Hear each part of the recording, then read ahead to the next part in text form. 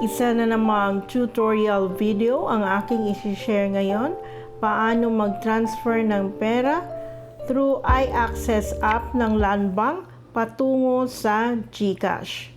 Dapat nakaregister na kayo sa iAccess kung saan kayo na branch nag-open ng inyong Landbank account. At GCash, kailangan naka-download na rin sa inyong mga cellphone. So, umpisa na natin guys. Pasok tayo sa ating account. Login lang tayo. Click OK. Tapos, click yung fund transfer sa baba. Tapos, click na naman ang fund transfer. Tapos, yan ang lalabas guys. Click destination. Account. So, i-neglect lang natin yung favorites. Click natin yung bank. Ang ita-type natin dyan is GCash.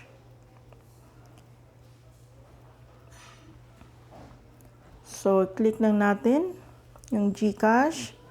Tapos, i-type natin yung account number which is yung cellphone or mobile number natin. Tapos, lagay natin yung naka-register na pangalan sa mobile phone na iyan. Dapat correct yung spelling. Then, the receiver mobile number is the same din yung papadalhan natin na mobile number. Then, after that, i-click mo lang proceed. So, if you like to receive an email, optional siya. So, pwede mong i-type dyan ang email mo. Makakatanggap ka rin ng notification na pinadala na yung pera. Then, click proceed. Tapos, yung amount guys, ilagay natin. Example, 1,000.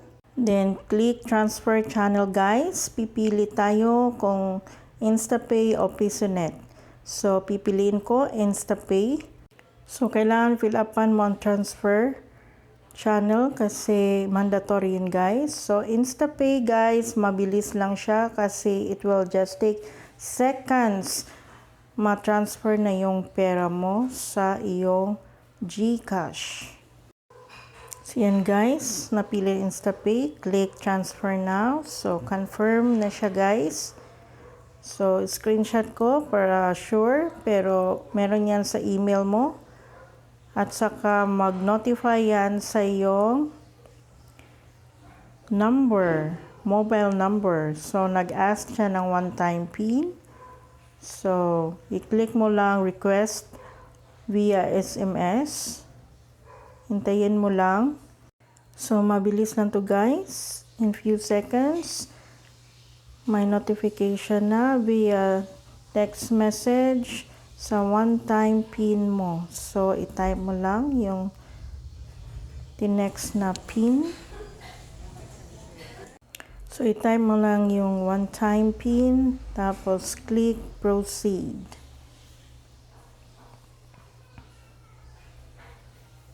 So, yan na guys.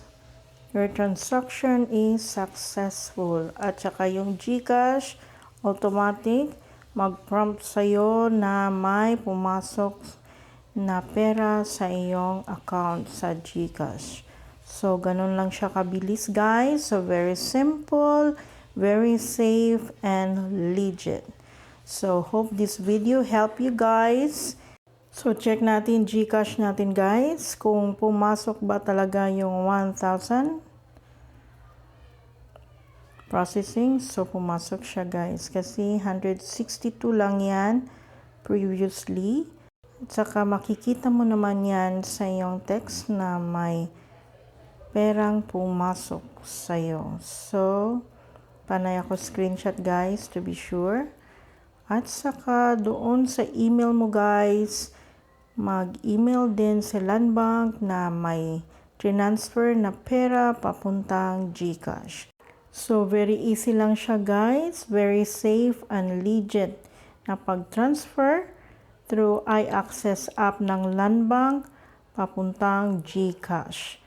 I hope you like this video guys and Please don't forget to like and subscribe. See you in my next vlog. Have a blessed day. Bye!